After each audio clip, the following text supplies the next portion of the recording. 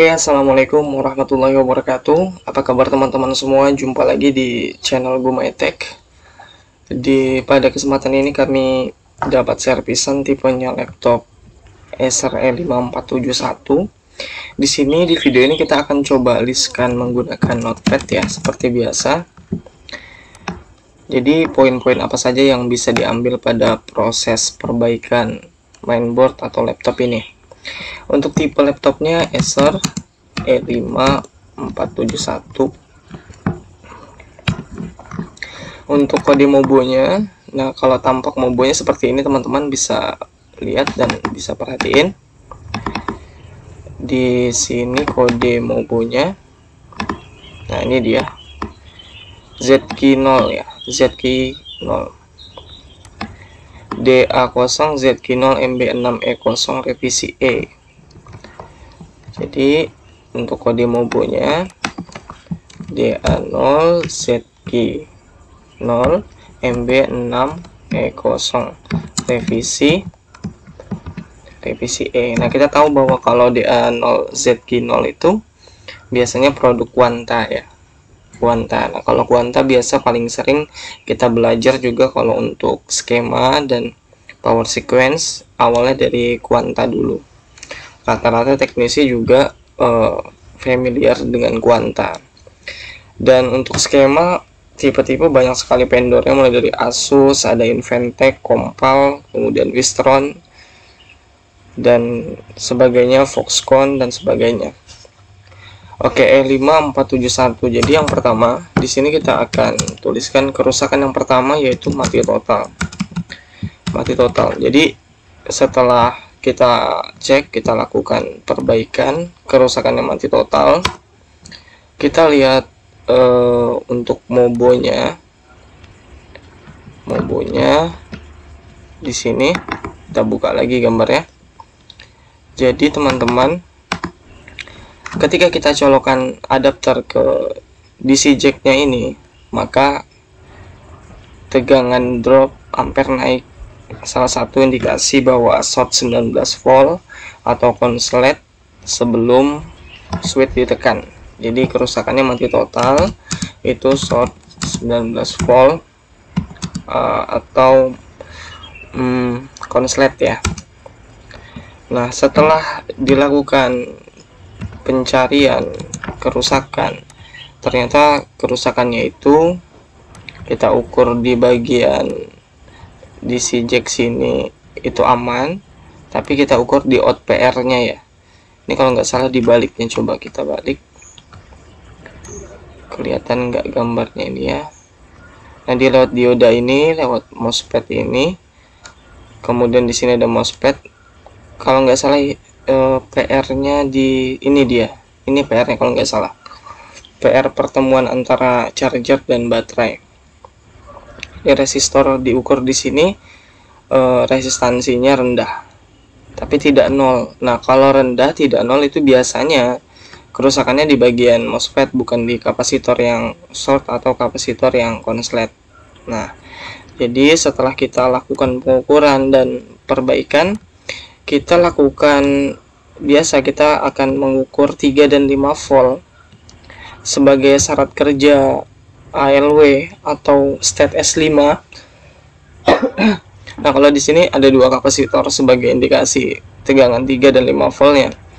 Di sini 5 volt, di sini 3 volt. Diukur di 3 volt, resistansinya ada kebaca kisaran berapa, ratusan ohm, 100 berapa. Kemudian kalau untuk ini yang kedua, di sini ada PC40, PC40. Di sini diukur drop. Nah, jadi kita buka PL dulu. PL-nya kita buka. Karena resistansinya rendah, kita ukur ke AC. Kalau kita angkat ini kan berarti kita memutuskan tegangan out dan tegangan sumbernya. Jadi source dan drain lah, anggap begitu. Jadi dari misalkan kalau kita buat ini ya, publish, kita buat standar diagram sederhana. Misalkan kita punya gambar seperti ini kita coba landscape. Nah, di sini misalkan kita punya, kan di sini ada IC 35 volt. Kalau ini tipenya TPS 51225C. TPS 51225. 51225. Kalau 51225C itu biasanya 3 dan 5-nya itu setelah di switch baru keluar. Nah, di sini IC 3 dan 5-nya kita tulis saja IC 3 dan 5 voltnya. Di sini IC 3 dan 5 volt. Oke. Nah, kalau karena ini SMPS, dia menggunakan, kan SMPS itu switching mode power supply. Jadi dia ada dua MOSFET lagi di sini. Di sini ada MOSFET. Anggap aja FET. Di sini ada MOSFET-nya. Kemudian di bawah sini ada MOSFET juga, ada FET juga. Kemudian jalur ini gate-nya terhubung ke AC. Gate-nya ini terhubung ke AC. Kemudian gate yang ini juga terhubung ke AC sini. Biasa kita sebut upper lower lah. Dia terhubung ke AC. Nah, di sini dia terhubung ke sini. Yang ini juga terhubung ke bagian atasnya ini. Ini anggap aja FET upper, nih lower, atau MOSFET high dan low-nya. Kemudian di sini ada out-nya di sini. Kita tahu dari sini ada out keluar. Kemudian di sini ada PL atau induktornya. Di sini ada PL. Kita buat ini dulu. Nah, di sini ada PL-nya. Kemudian dari PL ini out-nya dia keluaran lagi ke sana. Kemudian di sini di bawah-bawah sini ada kapasitor filter untuk meripel tegangan atau memperhalus. Jadi kapasitor filter ya di bawah-bawah sininya terhubung. Kemudian ini ground. Jadi kalau PL-nya ini kita angkat, dia kan terputus. Jadi kita punya dua rangkaian, satu rangkaian yang menuju AC, satu ke outputnya atau ke beban. Diukur di PL sini setelah kita putuskan atau kita angkat, karena dia nggak ada jumpernya. Di sini normal. Kemudian di sini konslet ke ujungnya ini normal. Ke outnya normal. Berarti bermasalah di bagian FET-nya ini. Nah, kita ukur FET-nya ini, kita ukur continuity aja, kita ukur pakai mode buzzer. Ternyata loss di sini. Kedua MOSFET entah upper atau lowernya yang bermasalah. Tapi salah satu MOSFET ini ada yang konslet. Nah, setelah kita putus di sini aman, di sini kita ganti kedua MOSFET-nya. Kalau kita lihat di sini, ini PL-nya kita angkat. Jadi MOSFET kita ganti, kapasitornya juga kita ganti. Yang bagian yang bermasalahnya ini, yang jalur 5 voltnya. Kemudian MOSFET-nya diganti, dua-duanya kita ganti. Dan ternyata laptop sudah tegangan 19 voltnya sudah terdistribusi ke sistem, jadi nggak konslet lagi. Kalau kita perhatikan volt ampere-nya, tegangannya sudah aman, nggak drop, dan ampere-nya juga aman. Tetapi timbul permasalahan yang kedua. Jadi mati total 119. Nah, di sini kita yang 119, kemudian dicek. Setelah dicek ternyata MOSFET, kita MOSFET aja, FET 3 dan 5 nya konslet, kita ganti. Nah, setelah diganti, setelah kita lakukan pergantian, ternyata tegangan 3 dan 5 nya ini nggak keluar. Kalau untuk tipe DA0ZQ0MB6E0 revisi E ini atau Acer E5471 ini, 3 dan 5 nya ini keluar. Ini 5 volt, ini 3 volt. Ini harus keluar sebelum switch ditekan dengan AC mode ya, mode charger.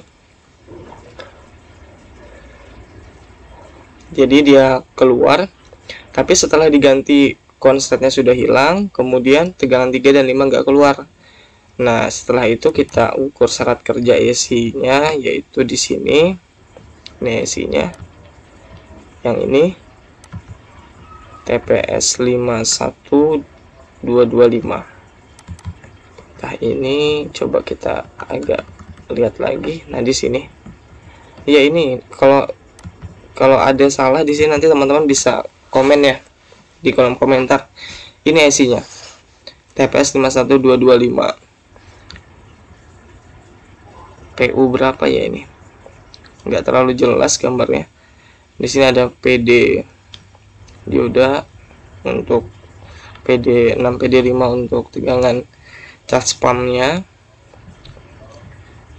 Untuk pengaktifan S5 on. Jadi kita ganti IC-nya ini. Setelah diganti ternyata tegangan di sini 3 dan 5 nya keluar, 3 volt keluar, 5 voltnya keluar. Jadi di sini tegangan kita ganti AC, replace AC nya kita ganti AC tipenya TPS 51225. Nah, setelah diganti ternyata selesai aman, tegangan 19 voltnya sudah hilang konsletnya, 3 volt dan 5 voltnya sudah keluar juga. Oke, jadi tegangan 3 dan 5 nya sudah keluar. Tapi timbul masalah yang ketiga. Jadi ini pertama mati total 119, ganti FET AC 3 dan 5, kemudian ganti AC nya, baru tegangannya normal keluar.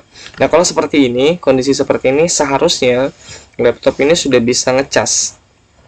Dan kita pasang baterai, dia sudah ngecas, LED-nya hidup, LED charger, LED baterainya itu hidup, warna merah, ampere naik, dia sudah bisa ngecas. Tetapi no switch. Jadi kerusakan kedua no switch. Atau dia tidak bisa di switch on. Kita switch nggak respon, Nah, kita switch nggak respon. Nah, karena dia tidak respon, maka kita ukur sinyal S5 on-nya. S5 on-nya ini keluar duluan ya. S5 on-nya keluar duluan sebelum di switch. Karena kita tahu bahwa ada juga kami upload video kerusakan SRE5471 karena short di chip. Nah, ini kami sudah terbayang-bayang bahwa ini chipnya ini rusak. Kalau rusak, waduh, ya bukan rezeki teknisi, bukan rezeki dari orangnya juga. Nah, di sini kan ada PQ berapa ya ini? Di sini yang 3 volt plus 3 volt ke supply ke chip. 3 ALW ini juga ke chip juga ya, walaupun di ALW tapi dia supply ke chip juga masuk. Kalau teman-teman lihat skema nanti bisa lihat, entah itu dia melewati beberapa rangkaian lagi atau sebagainya. Di sini ada dua PQ ya. Nah, kalau untuk cas pumpnya di bagian sini. Nah, di sini ada nah, di sini dia. Ini tegangan PQ20 atau PQ19 ini ya. Kalau nggak salah PQ19. Jadi tegangan kalau kita switch on, tegangan S5-nya itu hadir duluan karena kita lepas ini duluan. Jadi pas kita melakukan perbaikan SMPS itu kita lepas dulu jalur outnya ini. Nah, setelah kami pasang lagi, setelah dipasang ternyata S5 on-nya normal, di switch keluar.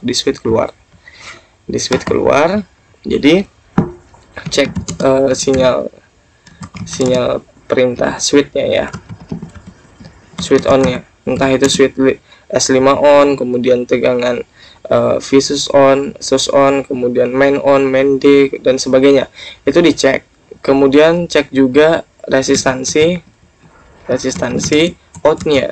Jadi kalau S5 on itu untuk mengaktifkan apa? Mengaktifkan 5 VS, 3 VS, itu diukur resistansi yang nggak ada yang konstan, semua aman. Ternyata masih di switch masih no respon juga. Jadi no switch. Jadi bagaimana cara perbaikannya? Nah, kalau di sini teman-teman bisa lihat bahwa ketika no switch kita sudah cek sinyalnya aman, tidak keluar duluan, resistansi outnya aman, masih juga no switch. Kita ukur coba kita cek beberapa transistor di bagian discharge, seperti ada transistor di sini ada PQ33, kemudian beberapa rangkaian di sini ini juga normal, nggak ada permasalahan. Bahkan kita replace pun juga masih sama, no switch. Nah, kemudian kita lakukan ialah flashing flash KBC, kemudian kita replace KBC-nya diganti, kemudian kita juga flash BIOS-nya. Nah, jadi kalau teman-teman lihat di sini gambarnya, ini KBC-nya. Ini tipenya IT8587E FFXS atau FXA ya. Intinya ini bukan FXS, tapi yang jelas seri atasnya ini IT8587E. Nah, di sini teman-teman hasil solderannya yang kita angkat, perhatikan jalur-jalurnya jangan sampai putus. Kemudian kita pasang lagi. Kita flash ulang. Ternyata dia nggak bisa ini ya. Nggak bisa nge-flash pakai ini video yang sudah hidupnya. Di kita nge-flash itu nggak mau kebaca, KBC-nya bermasalah. ITE not detect, ITE busy, flash sibuk, lagi programnya lagi sibuk dan sebagainya. Jadi di flash itu nggak mau KBC-nya nggak bisa di flash. Sempat sekali mau, habis itu nggak mau lagi. Berarti ada yang error di bagian powernya atau supply tegangan. Tapi setelah kita flash KBC, replace ITE tadi, BIOS dan sebagainya, itu masih no switch juga, no switch. Jadi tetap tidak bisa di switch on juga. Karena dia no switch, tidak bisa di switch on, maka kita lakukan tracking jalur ya. Kita tracking jalur dari bagian yang konslet sebelumnya. Tapi di sini kita akan catat dulu satu tambahan bahwa KBC itu tidak bisa di flash jika ada rangkaian atau tegangan yang bermasalah, atau rangkaian bermasalah seperti tegangan 1 volt, tegangan walaupun tegangan VS kalau bermasalah dia kadang nggak mau di flash juga. Jadi Mobo itu harus benar-benar bagus baru KBC itu bisa di flash. Nah, KBC itu tidak bisa di flash atau tidak terdeteksi jika ada rangkaian atau Mobonya bermasalah. Kita kalau mau nge-flash ya kita lepas dulu pakai soket di luar, itu kemungkinan bisa. Tapi beberapa kasus kami dapatkan nggak bisa di flash kalau Mobonya bermasalah. Nah, ini masukan juga buat informasi buat teman-teman para teknisi yang setia mendengarkan video ini sampai menit berapa ini. Oke. Jadi kita review ulang pelan-pelan saja. Yang pertama mati total, short 19 volt, kemudian ternyata 3 dan 5 volt konslet, kita ganti IC-nya TPS 51225, dan akhirnya tegangan 19 volt dan 3 dan 5 volt yang keluar. Tapi laptopnya masih no switch, cek sinyal switch on dan resistansi outnya normal, dan komponen-komponen discharge-nya juga normal.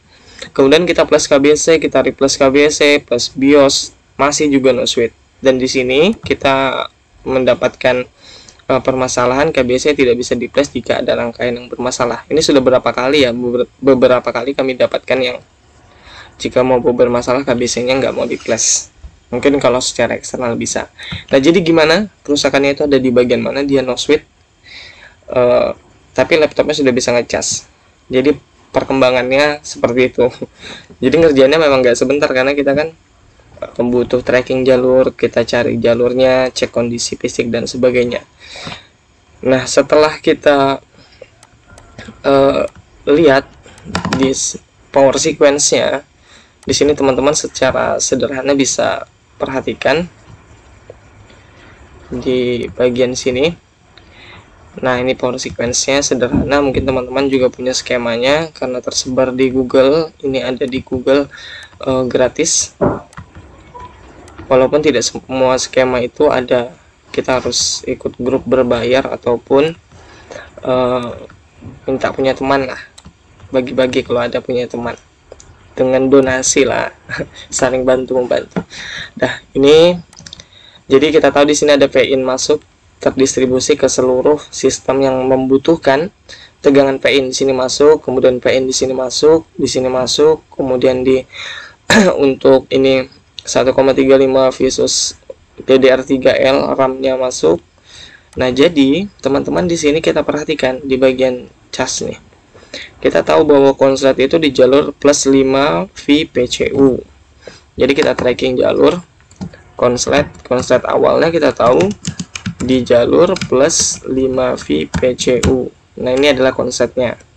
Karena konslet di sini 19 volt, sangat rentan sekali komponen-komponen outnya itu ikut bermasalah. Oleh karena itu, kita akan mencari komponen mana saja yang membutuhkan tegangan plus 5 VPCU. Nah, itu harus diperiksa. Ternyata di sini teman-teman ada di sini MDV1628Q. Di sini ada Mende atau di sini ini dia TPS 51211. Jadi ini membutuhkan tegangan plus 5 VPCU dari IC TPS 51225 ini. Ini terhubung juga ke sini. Untuk tegangan 1,05 volt ini sebagai supply ke chipset atau ke PCH-nya ya. PCH. Coba kita perhatikan lagi apakah benar. Iya, ini 1 volt ke PCH. Nanti teman-teman bisa cek lagi di skema. Dia hadir setelah switch on menggunakan sinyal main D. Jadi dia mengeluarkan tegangan sebesar 1,05 volt. Oke, jadi konslet 5 VPCU dia tembus ke IC ini, kemudian ke IC lain. Nah, tapi di sini kita akan tulis di sini, anggap aja dia tembus ke tegangan plus 1,05 volt underscore S5. Nah, ini IC yang mengaturnya ialah TPS 51211. Nah, TPS 51211 ini ternyata bermasalah. Tegangannya kita switch on, di switch nggak keluar, di switch nggak keluar. Nah, kalau teman-teman lihat gambarnya itu ada di IC-nya itu yang mana ya? Coba kita lihat di sini. Kelihatan nggak ya? Coba kita perhatikan. Nah, ini dia teman-teman, dia dekat RAM di sini. Ini. Nah, di sini mengeluarkan tegangan 1 volt supply ke 1,05 supply ke PCH-nya. Karena ini single chip, PCH-nya atau short bridge-nya gabung sama prosesor, dikemas dalam satu keping single chip ya namanya. Ini nggak keluar, di switch on, kita tekan tombol on, nggak keluar, ternyata IC-nya bermasalah. Kita resolder dulu, angkat lagi, baru pasang lagi IC-nya. IC-nya berada di mana ya? Coba kita lihat di sini. Nah, ini di IC-nya teman-teman, dekat KBC TPS 512 berapa tadi? 51211. Nah, ini dia IC-nya. Kita replace, kita resolder, maksudnya kita resolder ulang, angkat, pasang lagi. Ternyata setelah angkat pasang lagi panas banget IC-nya. Panas banget. Kemudian kita ukur outnya, yaitu resistansi ke chip di sini, di PL ini. Kita ukur resistansinya, ternyata aman. Kita suntikkan tegangan sebesar 1,05 volt, ternyata tegangannya tidak drop, indikasi berarti aman. Jadi kerusakan di IC-nya. Kita ukur syarat kerja, dari IC ini, dan sinyal-sinyal pengaktifannya itu keluar semua. Maka kita replace, kita pesan IC-nya. Ini dijual juga di toko online, kisaran berapa harganya teman-teman, variasi, bisa lihat sendiri. Kita ganti IC ini, ternyata tegangan 1 voltnya keluar. Nah, jadi tegangan 1 voltnya sudah keluar, beres. Kita ganti IC TPS 51211 dan laptopnya bisa di switch on ya. Switch on, sempat bisa di switch. Kemudian sudah ada peningkatan nih, ada kemajuan, sudah bisa di switch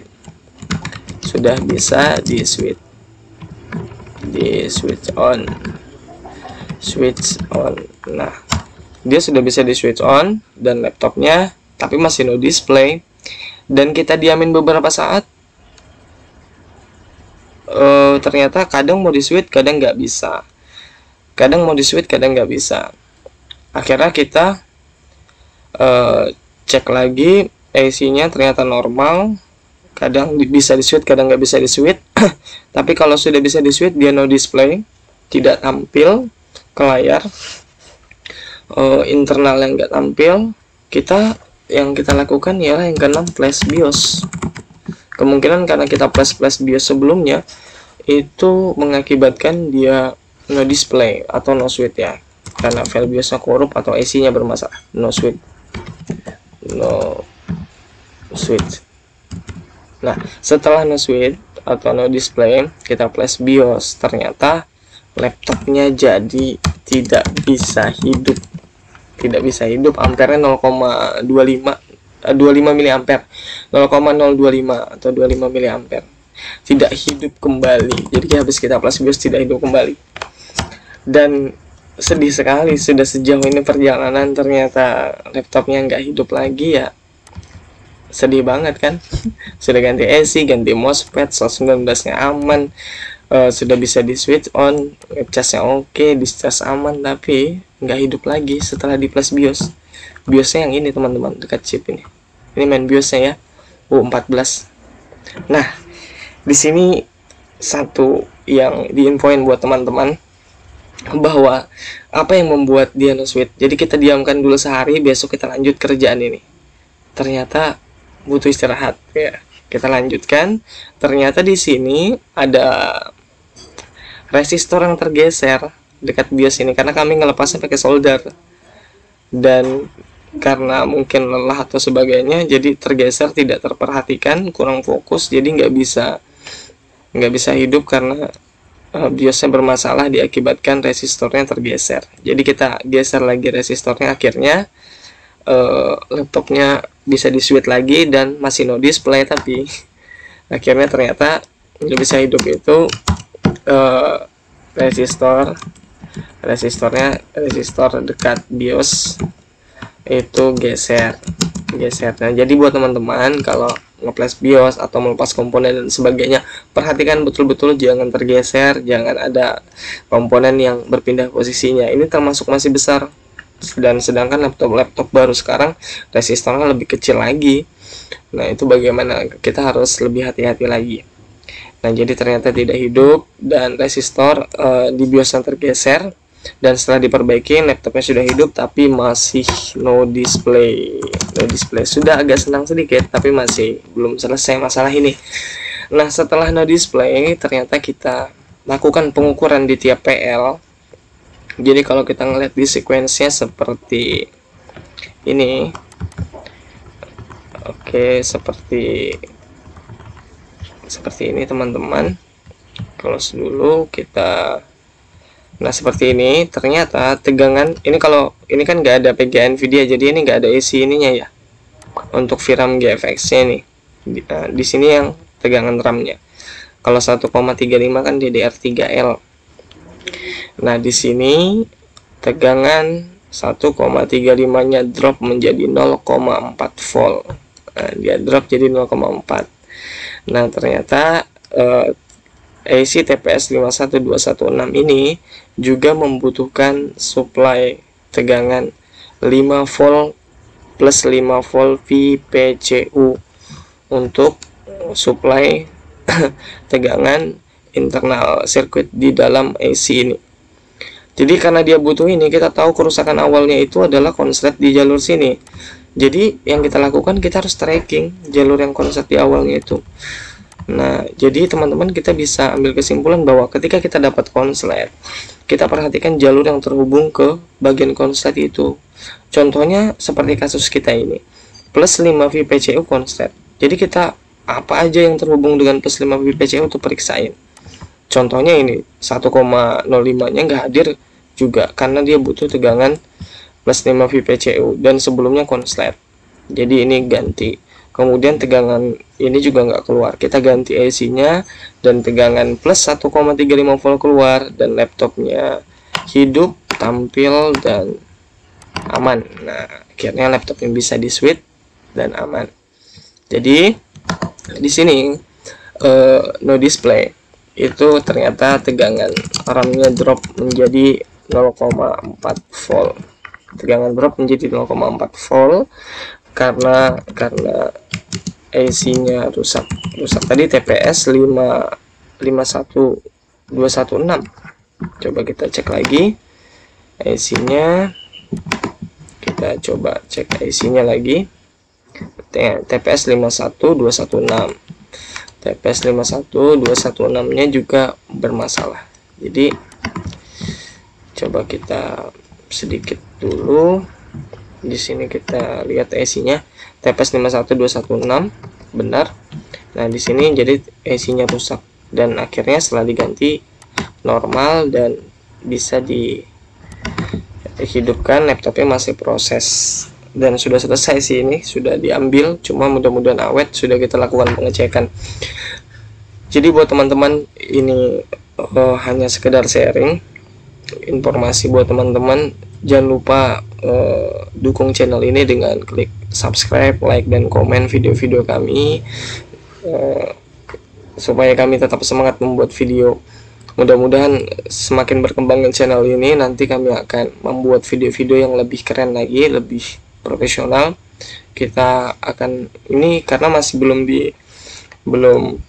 kami juga belum menerima servisan dari luar, bahkan karena menumpuk sekali. Jadi kalau teman-teman kadang ada komen di YouTube mau bisa baikin atau enggak, kalau dekat dengan lokasi kami ya kami bisa, karena kami juga masih rumahan, jadi belum fokus secara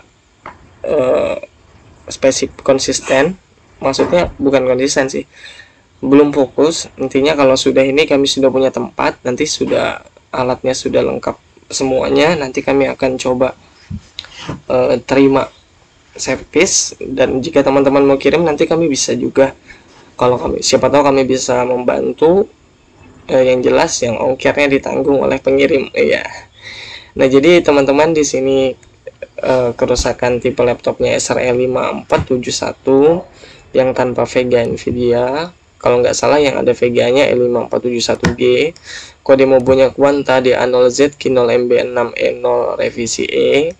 Kerusakan konslet, no switch, sampai no display.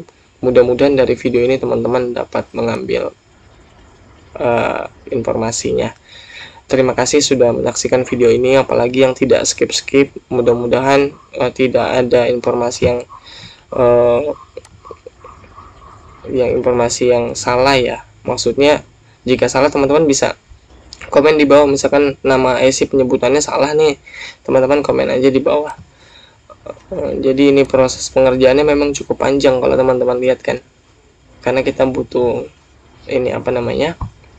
butuh waktunya juga. Kemudian kondisi dari kerusakan itu beda-beda, kita nggak bisa secara ini itu begitu aja gampang coba, belum tentu, karena kondisinya beda. Kita nggak bisa melakukan pengetesan secara full pada sebuah motherboard, dan di semua itu juga didukung dengan praktek, teori, pengalaman, dan sebagainya. Oke, terima kasih teman-teman sudah menyaksikan video ini.